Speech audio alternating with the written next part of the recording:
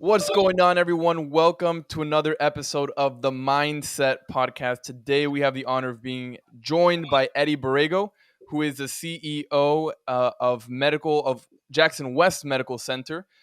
So we made a little exception. We usually don't bring on FSU folks. It's unfortunate, but nonetheless, we made the exception and we brought him on because he has an impressive resume, except for that part, which is okay. We'll kind of skip over and gloss over that.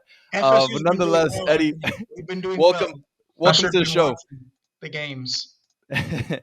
Welcome to the show, Eddie. We're so happy to have you and kind of get to know you a little bit more. Like I mentioned, you have a very impressive resume. You do a lot for our community, and we just wanted to get to know how you were able to do all that in such a short amount of time. So the first question we have for you always, of course, is we start with our warm up round. Is if you were famous, what would you be famous for? Well, in my house, I'm already famous, so I think I'm good there. No, I'm joking. I don't. I think it'd be really fun and cool, and I think I could do a good job if I were president. Hmm. But as you probably learn and know, some things are probably not very attainable, and it's a process that takes many, many years. Although, based on what we know now, anybody could really be president. So, probably I would have a fun time. I think the country would do well if I were president. That's interesting. I think based off the information that I know of you, Eddie, I think you would do a marvelous job considering our previous presidents. But that's an interesting thing. I think I was kind of looking at this question I'm before we happy I got have on. your vote You got two right here. You right got you there. got two You right got two votes. here. And I was looking at this question. And I'm like, dang, like, and I this is something that I'm like, what's the craziest thing that you can be famous for? And I was the other day I was watching TV and like the Nathan's like hot dog eating contest came Oh on. yeah. This guy, I forget his name, but the guy who's like been like champion like over like 5 years, that guy probably has like the wildest fame. If you would, to me, I'm like, this guy is just famous for eating hot dogs. Like someone that loves hot dogs so much, and he is literally famous for that. He makes money off that, and he has built his brand around that. I think that's hilarious. I don't know if that's what something I would do, but I just thought that was an interesting take. So Dude, there's a whole strategy on how they eat those hot dogs. Like they dunk them in Oh water, and man. then they like it's just really it's yeah, I yeah, don't Oh, I it's don't know. I don't know if he's famous for eating the hot dogs or I wouldn't want to be at his home after he eats all those oh. hot dogs. So we'll see.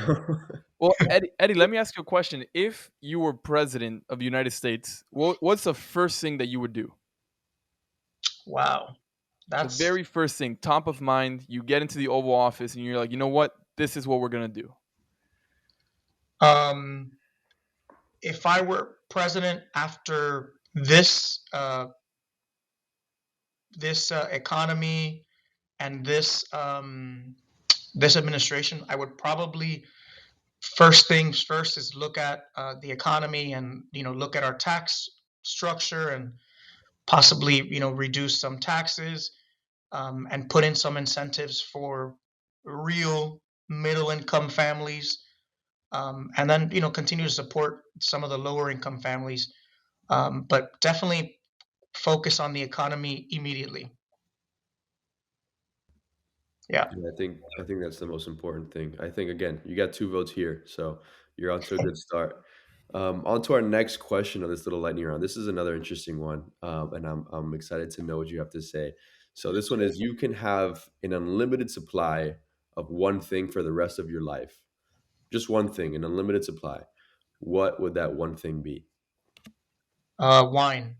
No, I'm Nice. joking. I'm joking. Are you joking? I don't know. I don't think you're joking about that one. I'm not. I'm not. No, that would be nice to have. No, I mean definitely, it's hard. Health is really important, and Yeah. being in healthcare and having just gone through a pandemic, and I think everyone can probably agree that having an unlimited supply of health is extremely important, and not. I think some of us maybe took this for granted, and now it's sort of coming to top of the head that you can have as much money as you want, as much fame, as much success, but if you don't have any health, that how do you enjoy any of those things, family, every you need health Mm. before you can really get anything else. So I think health for sure is is something that would be on that list. Yeah, such a good question, such a good answer, and very fitting, of course, given what you do, and it's so true. Like you can't have the nice cars and all these nice corner office if you don't have health. You can't enjoy all those things. So health is really important. That I feel sometimes people kind of forget about it, and they burn out. They focus so much on their business, they forget to eat right, they forget to exercise. When it's like kind of the opposite. Like you need to do those things to stay in the game and to Yep. enjoy and to reap the benefits of your labor. So totally agree with you there, Eddie. And now we're gonna get it and shift to the meat of things and ask you these very interesting questions that we have for you. But before we get into that, why don't you tell us a little bit about yourself, what you do? Of course, we know that you're working there at Jackson, but tell us a little bit about your upbringing, maybe, and your story of how you got to where you are today. Sure. So you've already shared with the folks. I work at Jackson. I'm a senior vice president for our health system and also the CEO at Jackson West Medical Center. That This hospital is the latest hospital to open in the last 10 years in South Florida, which I know you're aware of, which was really exciting. Well, we designed it and built it from the ground up, and it's Jackson's first. We're the oldest healthcare system in Florida, and certainly one of the oldest in the country. So it was our first sort of built from the ground up hospital, acute care hospital that we've ever done in our history. So it was really exciting to lead that team, and we have the best patient and family experience scores in South Florida, and certainly among the top hospitals in the country. We were really outperforming, where we thought we would be. So I'm excited to be the leader of this team and leading the team as well as creating jobs. We created over 600 jobs. There wasn't a hospital in the Doral area in the western Miami-Dade part of town. So we believe we're filling a big gap. But how I kind of fell into healthcare, Anthony. So I went to FSU, and from an early age, just kind of got involved with politics and in student government, etc. And so being in Tallahassee, and I'm sure you've been, so you kind of get that bug when you walk the halls of the Capitol and you feel this greater sense of self, like something beyond you and bigger than you, and how you can play a role. And so I felt that uh, from the very start. And so I think during that time, Charlie Crist was running for governor as a conservative candidate, and so I went to his office and sat in the waiting room until someone came out to see me, and they did, and it took a while, but they did. And I said, I want to volunteer. I want to do whatever I can. I'll do it for free. While I was still in school, I think I was a freshman, and they took me up on the offer. Started working there, and then they started paying me, and then I started planning their bus tours and coordinating a lot of their rallies, and so I really grew within that campaign. He wins office. I worked in the governor's office for about 2 years. Then at the Florida Department of Education, um, graduated. At that time, it was difficult because when you're in school and working, and you all can relate, it's very difficult. But a lot of the professors were excited that I worked in the governor's office. So I was able to kind of use that to my advantage to miss some classes and take some tests, virtually and through email and stuff. So that was really great. FSU was great for that, right? Because since they're in the capital city, they recognize the value and importance of being part of the political system and public policy making for the state. So I graduate, wasn't really sure what I wanted to do. Came back to Miami for a short period of time. I got a call from the Florida Attorney General, Bill McCollum, who was running then for governor. Asked me to be his one of his leaders in public affairs, external affairs in his office. Came back. Uh, didn't think that campaign was going to go very far. And then I got a call to come back to Miami for George Lemieux, who had been appointed U.S. Senator at the time. Worked in the U.S. Senate as the South Florida director for George Lemieux, who was a senator, appointed senator at the time, for about 2 years. Had a blast. As you can imagine, he was on the Intelligence Committee. He was on the International Affairs Committee. So really had a great opportunity being in Miami, the hub of the international world. Really playing in that space was a lot of fun. And then shortly after his term ended, I got a call. I've always got a call. I've never really, been looking for a job. Things just kind of happen. I'm a big believer. You do your best, and the right people notice. Um, you know, so I got a call from Commissioner Linda Bell. She had just won her seat in Miami-Dade County, and to be her chief of staff. At that time, I was probably 22, 23, so I was the youngest chief of staff. I think probably may even be the youngest that they've had in history, but I can't confirm that. But so I did that for her for about 3.5 years, which was a lot of fun, right? I got to see like politics and policy development at the state level, at the federal level, and then now at the local level, which is less about social issues and more about, you know, is your street paved? Is your trash getting picked up? Is there housing for the community? What's your community like? Helping businesses and small businesses and local businesses really eliminate red tape for them to be able to succeed and to do well, and for families to succeed at the local level. So I had a lot of fun doing that, and learned a lot with a lot of the colleagues, a lot of the dedicated public servants that work here locally, and then got to meet a lot of the other commissioners and working with them.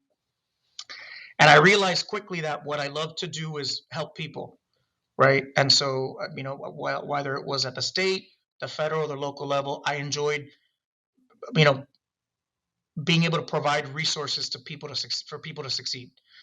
And I thought, where would my next kind of career be? And I was a little bit tired of politics, and having done it, from the age of 18, or even younger. I actually didn't. When I was in high school, I actually was an intern for the school board. So I worked with Mm-hmm. Carvalho and Mm. Agustin Barrera, who was on the Yeah. school board. So I guess I've been doing it for a long time, right? And Yeah. was a little bit. I was looking for something more, a little bit more meaningful work. Mm-hmm. And an opportunity came up at Jackson, and I worked my way up at Jackson. I mean, I Mm-hmm. started at Jackson as like a project manager. Mm-hmm. They threw me to corrections. Jackson manages the healthcare for all the inmates, and so that was a little bit interesting. And I Wow. said, I don't know anything about this, but my then boss said, you'll figure it out. You've got the Yeah. right attitude, Yeah. and the right skill set to figure it out. And sure enough, we did. So I then got promoted to director of corrections health, interim director of corrections health for about a year, and really helped transform the lives. When you think, people think, oh, corrections, oh, everyone, innocent until proven guilty, right? Some Right. folks are. This is not, it's not prison, it's jail. Mm. So some folks are just waiting to go to court Mm-hmm. or a sentencing or what have you. And so a lot of the folks there, just while they're there, they may be there for a year, so they need their diabetic Yeah. medication, they need their checkups, all those things. So did that, and then sort of became like the fix it guy at Mm. Jackson, if you will, right? So I went to work for the COO of the health system, and sort of when anything needed fixing, or when anything needed, when there were opportunities in certain divisions, departments, business units, I would go and sort of do an assessment and see how we can improve the operations.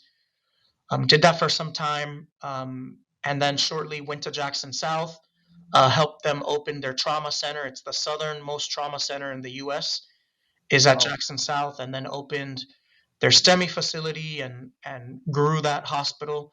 Left there as the chief operating officer, and then when COVID hit, I got a call from my boss, Carlos Megoya, to, Mm-hmm. at the time, there really wasn't any community testing. Mm. When this was, close to almost 3 years ago. I think the president had just opened the site at the Dolphin Stadium, which was not doing very well. I think it was like the Mm. first weekend opening. Mm-hmm. So we partnered with Governor DeSantis and Lieutenant Governor Jeanette Nunez to help fund, and they sent the National Guard. So I worked with them to develop the first large scale testing site in Miami-Dade County at the Marlins Park. Wow. And then that was then used. The county commission saw that that Mm-hmm. was successful, and they then used those plans to set up Tropical Park, to set up the South Dade testing site, to set up a lot of the other sites. So I didn't really get any recognition for that, but that's probably one of the most proudest moments of my career. Wow. Those sites then transitioned to become the vaccination sites. So they use them. So Uh-huh. they started off as testing. Some of them stayed testing, but then the majority of them became vaccination. And really was, we probably tested millions of individuals and vaccinated hundreds of thousands. And we did that with Jackson staff. A lot of the Jackson plans were used for that, and that kept a lot of people outside of the hospitals. I'm sure Mm-hmm. some of you probably got tested at one of those sites. In fact, the Mm-hmm. FIU site was set up using our plan that we had established at the Marlins Park. I Mm. remember having calls with Dr. Roldan and Javi Marquez and different folks at FIU to set up that site. So, and then as part of that, then they asked me to open up Jackson West. So really developed some of the plans, the construction plans, worked with I really Mm-hmm. saw the project from the construction phase. So working with contractors to build the facility, to then activating this place, which was a lot of work. I mean, hiring Mm. 600 people is no easy feat. Yeah. Policy, procedures, plans. We partnered with Miami-Dade College, Mm. and we brought in tons of students to like pretend be paid, to act as patients, so Right. that we would be ready day one for the first real patient. Yeah. And that took quite some time, a few months, and then we opened, and here we are a year and a half later, providing a needed service to our community. So that's a little bit about me. I don't even want to hear about my parents. I know, Yeah. Anthony, your parents are big deals. Yeah. I think we learn a lot from our Yeah. parents. I certainly learned a lot from my parents. My mom is a housekeeper, and so cleans homes for different folks in the Miami area. And my dad Mm. is started off in construction, which helped me for that job on this project. Right, I learned a Yeah. lot on construction with Yeah. from him, and now he does maintenance. So Wow. then I have an older brother and a younger brother. No, Yeah. no middle brother jokes, please. Sensitive topic. It hits a Sensitive nerve. topic. Well, Eddie, let me ask you this. 'Cause I have a bunch of questions for you, but it seems to me that in every situation, whether it be you hopping from job to job, career to career, or even like projects, right? You just would have a project after project. It seems to me, and correct me if I'm wrong, but it almost seems like your mindset, your attitude is like, let me jump in the pool and I'll figure out how to swim. Like maybe I don't know how to swim right now, but screw it. I'm going to jump in and I'll figure it out versus saying, no, no, no, I don't know how to swim. Therefore, I'm not going to jump in the pool, like pick someone else. That's the attitude. That's the mindset that I get from listening to you, Eddie. And no doubt that hard work absolutely played a role in all of your different positions and getting from place to place, to the governor's office, to the county commission. I mean, without hard work, you don't go anywhere, period. But I guess my question would be, other than hard work, what else do you think was a driving factor in people recognizing you? Because I mean, the way you grew so fast at such a young age, from the school board when you were in high school to where you are now, it all seemed like you were going up and up and up and up and up so quickly. Of course, hard work, like I mentioned, without a doubt is involved in that. But other than hard work, what would it be? Do you think it's knowing the right people? Was it networking for you? Um, Was it what you do you know, think it is? there's so many things that play into people's lives and success. So many things. It's very difficult to pin on one thing, but I would say one of the biggest thing is I never said no. Like I always found an ability to fill a role or a gap. When other people said no, I said yes. And so, whether it was, help volunteering in the school board, my principal said, "You're super active. Like, I know that the school board member needs an intern. Like, would you be willing to do it?" Sure. It wasn't easy to leave high school at 2:30 every day, take a bus and the metro to get to downtown to work in a school board office from 3 to 5 or 6 and file, pick up the phone. That wasn't easy. Probably no one in high school wanted to do that. That didn't seem sexy or fun, but I said yes, and that became a paid internship, and that got me exposed to all of the school board members, who are some of them who are still on there now. That got me exposed to a different set of work and helping people and understanding that system. The same with trying to work on in the governor's office. I sat in that waiting room for hours waiting for someone to come see me, because who would want to come see a college student that has nothing to offer? I didn't take no for an answer. They came out, and that wasn't a paid job, that was volunteering. It then became paid. They then gave me more responsibility. I then was meeting, I met Governor Bush. I met Senator John McCain. I met multiple presidents. I flew on private jets all over the state. Lots of opportunities that I never could have imagined. I met and worked with tons of Congress people. I didn't start with that intention. The Yeah. intention is, I want to do something. I want to work hard. This seems like a really exciting opportunity. I may not know it, but I'll figure it out. Yeah. I always say I'm not the smartest person, but I'll outwork anybody. And I don't, I have a couple of models, right? I take every opportunity. It doesn't matter if it sounds like it sucks or it may suck. I'm going to figure it out. And I think people, there's a space for people who figure it out, right? And do the job. And because there's so many people out there that just say no to things. And so I try never to say no. I try to, say yes to whenever I think I can figure it out. I think that was all critical in my success in every part of the journey. And the right people always noticed, right? I was doing the right thing at the right time, because I think fate is so many things, right? It's doing the right thing, doing your best at the right time. There's a little bit of whimsy to it that we may not know. I definitely am a believer in God, so I think there's a plan for all of us, and there's God prints on everything that we're working on. Not to get into religion, but I think that all of those things, but you have to do your best, work your hardest, and then things happen, and the right people notice. I wasn't trying to be important. I was just trying to do the right thing at the right time, and that led to cooler, better opportunities, and meeting the right people, and being in the right room. Right, a lot of times I would say things in the right room, and I didn't know, but someone somewhere else was saying, "That guy Eddie seems really like he knows what he's talking about," or like a hard worker, or let's put Eddie on that project. And so, I think that you never know when it's going to happen. And it may not be one thing that happens, it's multiple little things that happen. And looking back now, Anthony, at the opportunities that maybe didn't work out for me, or that I thought I really wanted and I didn't get, knowing now what I know, it's probably the right thing that I didn't have those opportunities, right? Because they would have probably ended me in a different path that may not have been the path I'm on today. Um, So I think I think one of the, maybe not secrets, but one of the common themes that has been throughout my life. And I think you could say this for your family, Anthony and Gabe. I don't know a lot about your family, but possibly I think we would find the same thing. And for many of the folks that are listening, that I felt a great sense of family, right? That I was instilled upon me from my parents, that working hard, there's no, education and working hard is the base to anything.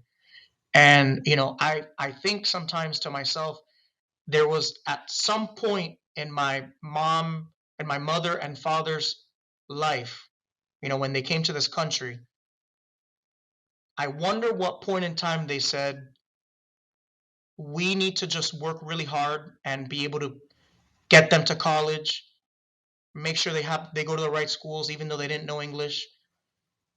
And they said, we have to remove the focus on ourselves, because I'm sure my mom wanted to go to school when she got here. My father did too. I'm sure they wanted to do all of those things. They had probably tons of dreams that I'm sure they said, those need to be put to the back, and now we need to focus on our kids. I think about that, right? And what a disservice I would be doing to that dream if I didn't make the most of myself. Like, even, my mom didn't know English. How in the world she thought to sign us up for prepaid college, I have no clue. I have zero, no internet, no, I don't even know how that happened. It's a miracle.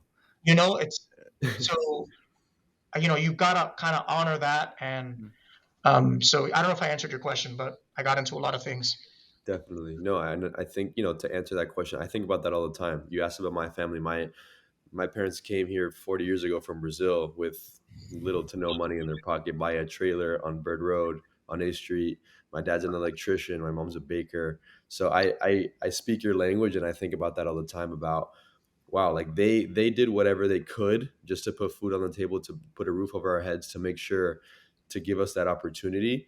And like you said, what a disservice it would be if we wasted that opportunity. But as I was listening, kind of you tell your story, something that I really appreciated, and I think this is something that Anthony and I really talk a lot on this podcast, is early on when you mentioned that you sat in Charlie Crist's office for I don't know how long, maybe hours, just waiting for that.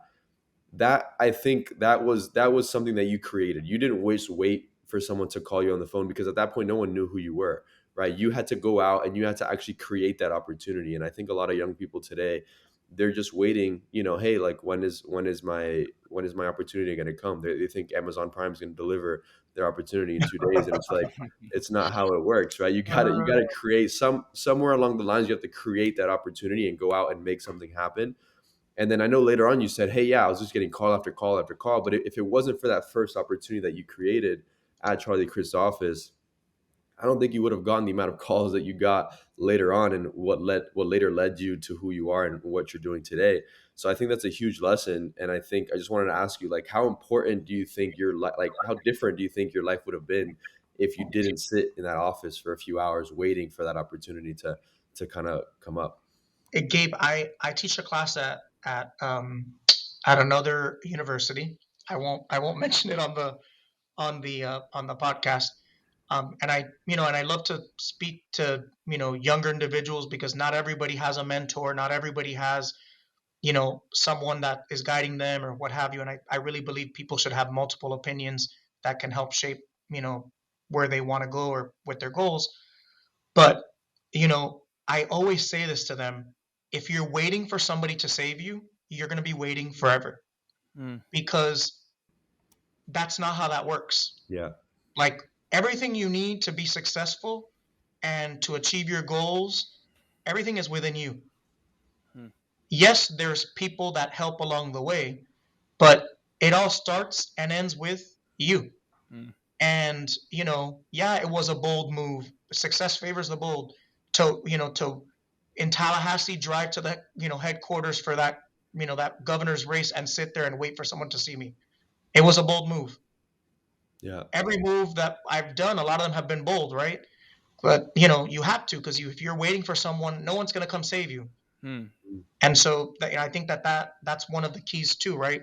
Not saying no to anything, but in along that vein is also seeking opportunities, Yeah. mm, And I right? think, Seeking yeah. up, like, it's like being in student government. Like, it doesn't happen a lot that someone comes and taps you on the shoulder and says, "Hey, do you want to be in student government?" No, you have to go seek that, mm, right? You have to go look for that. It's like when you're in school with a professor, and maybe you didn't do so well. I mean, this happened to me the other day. A student was pretty bold. He's like, "Hey, the quiz that I took, it got marked off, and I'm pretty positive that my answer was correct. We use a digital platform, so I don't control the test bank." And so, sure enough, he was right. He changed everybody's grade in the class, Wow. wow. because a lot of them had gotten it wrong, and it was really right. In a 15 question quiz, that made a difference. Yeah. So it's those things, right? Not being afraid to be bold, not being afraid to kind of take the bull by the horns, and Mm, and trying to get those opportunities. Nobody gets anything handed to them. And I love what you said. Amazon Prime is not going to deliver your next dream. You need to Yeah. dream it and achieve it yeah. yourself. Now, there's people that help along the way. There's so many people that I met when I worked in the governor's office, tons of lobbyists and tons of leaders of different organizations in the state that to this date I still rely on for counsel, call for support. They call me. Mm. Yeah, that it's really important. You Yeah. know, you know, um, what's interesting? So from our perspective, and kind of wrapping up here, but from our perspective, Eddie, of Gabe and I, we have the privilege, and our listeners too, of hearing the story of ultra successful people like yourself, homegrown, and those are my favorite, right? Because we get people from like California and from other, and those are of course inspiring success stories. But my favorite ones are like yours, like homegrown Miami, just gritty, Right. Miami High, just highly, just that mentality. I think is different. That really like no other or state, excuse me, shares. Some people that come to mind where they have similar backgrounds as yours, Eddie, and of course all of them are different. But like Steve Marins of the world, Rudy Fernandez's, Jose Felix Diaz, those are folks that we've had on this podcast that kind of had that same attitude of like, look, man, we're gonna make it work whether we like it or not. I don't know where I'm gonna go, but I'm gonna do it. Screw it. I don't care what anybody thinks. And it's like the same theme, Gabe, that I'm getting from all these very successful people like yourself, Eddie. Same. It's the same. It's the same. Like if you want to be part of that 1% club, like you are, like you really, really got to put in the work and just hustle for it. Like wait as long as you have to wait, drive as far as you have to drive to just get the job done. Anthony, Um, all those people that you mentioned, they're all, good friends. But to your point, they all have the same thing, right? They don't take a no for an answer. yeah, They're out there working hard. I mean, Jose Felix Diaz is hustling every single day. yeah, Rudy is a mentor of mine, and he's always, continuously innovating, working hard for the University of Miami. The hmm same with Steve. I mean, I don't know anybody who is not who doesn't get elected without Steve's support or yeah, yeah, guidance and yeah, some of the vision behind it. yeah, So that's all really important. And I think it's important for folks to have a kitchen cabinet of people they can rely on hmm for support and ideas and for advice. yeah, And so, build that cabinet now. And let me tell you something, they're not going to look like you. If I mm, was waiting for a Hispanic, you know, man from Miami to say, Eddie, let me help you, achieve your dreams and goals, I'd still be waiting. mm, A lot of the people that have been supportive of my career don't look like me, don't mm, sound like me. Some are males, some are females, white, black, Asian, all everything under the mm, sun. Because there's really still good people out there, and if you work hard, the right people I think notice, take an mm, interest, and help move you along. yeah. Eddie, I got one last question for you, and I'll allow Gabe to wrap us up.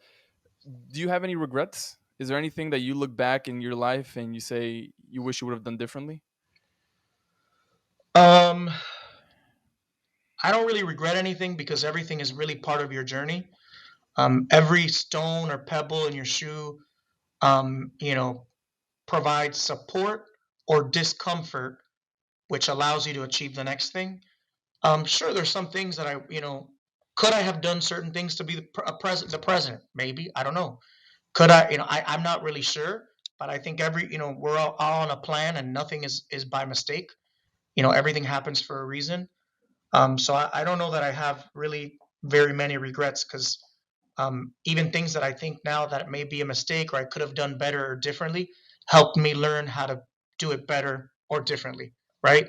So I don't know. I don't hope that's not a cop out answer, but you know that's the story. And I'll give you another story because Jose Felix Diaz and some others can relate, and Rudy can relate. I was when I was younger, we didn't really get summer break because my dad was working, and my brother and I went to work with him during the summer, Mm, right? And so really sounds like it's a sucky situation, right? Going, mm, every summer to go work in a construction site. But we learned how to drive with him. We learned about construction. We had a lot of fun. We yeah, learned, we got to hang out with older people. Um, there were some summers that I did get to do a government funded summer camp at Tropical Park, which is in the heart of Miami. hmm The Orange Bowl did a lot of programming there. So, recently, about 3 years ago, I said I was on a lot of committees and groups, and I said I want to focus on one or two things, and because I've got a lot of work, I have two young kids now. I have a 4-year-old and a 7-month-old, and my wife is really busy, Miriam, who you know. So I wanted to just focus all my efforts around one or two organizations. And so I decided in that point in time, because of the great work that the Orange Bowl does with students, especially in the inner city, and I was a benefactor of that, as well as to the tie and relationship to football and a lot of other sports, which we do help fund different yeah, sports and academic programs in their inner city. I wanted to be in the Orange Bowl. And I said, how do I do that? I mean, it would probably be the youngest person. There aren't there aren't a lot of ways to get on. It's a very difficult board committee to be on. And so I did the research, found the members, started meeting with them, talked to Rudy many times. He helped me, met with a lot of the different members. I sought their advice. It didn't happen the first year, but it happened, the second year, and really worked hard. And I was able to get on the Orange Bowl. But again, didn't come easy, didn't come in an Amazon Prime package. It wasn't a beautifully wrapped package. It was very messy. There was a lot of vulnerability involved, right? Meeting with people, humbling yourself, continuously humbling yourself, but got it done, right? And so those are some of the things that we can achieve when we have the right mindset, when we put our effort, when we connect our heart to our head and into our hands, right? And we get the work done. There's so much that we can all achieve, both individually, your personal goals, but then also as a group. Yeah, Eddie, and as I was hearing you talk, I was, Anthony and I probably have countless stories of people that we've met and that have kind of shifted our careers or our lives in certain ways. And to your point, I can only speak for myself, but I think I don't in my short life, my short career, over the past 23 years, I don't really have too many regrets because I feel like you said everything has kind of led up to something, even if it was a career or an internship that I hated, that I didn't like, that taught me so much in my life and my career now. And you can only really connect the dots once you look back. You don't really know how things are ever going to pan out until you really sit and stop and reflect and look back and think, okay, that opportunity, that season of my life was really to shape me and to mold me for this next position. So I think there's so much value in that. And as we wrap And up it's here, with people too, Gabe. You hit on it because you may not have liked your boss. Everybody to me is a mentor. yeah, Everybody. They're mentoring me on what I do want to continue to do and how to be a good person, or what I would never want to do again, or mhm, how I would never want to make someone feel, or the type of leader or team member that I don't or that I do want to be. yeah. Um, there's opportunities to learn from every single interaction. And so it's important, to be a sponge, Gabe, to your point, and take something from every situation, positive or not so positive. Yeah, and I think that's a huge lesson too that we've talked about previously on the podcast, where a lot of people, especially young people, they only want to take the good from their mentors, or they only want to take what the good characteristics and the good traits that they know from their friends and their parents. But I've learned a ton from bosses, from parents, from friends, from mentors that are not so good that I know I want to avoid growing up, and I think that's also a huge lesson for people to take away. But Eddie, thank you so much for coming on the Mindset Podcast. You are an alum now. We're so happy that you're part of this family. But before we go, you want to let our listeners know where they can find you.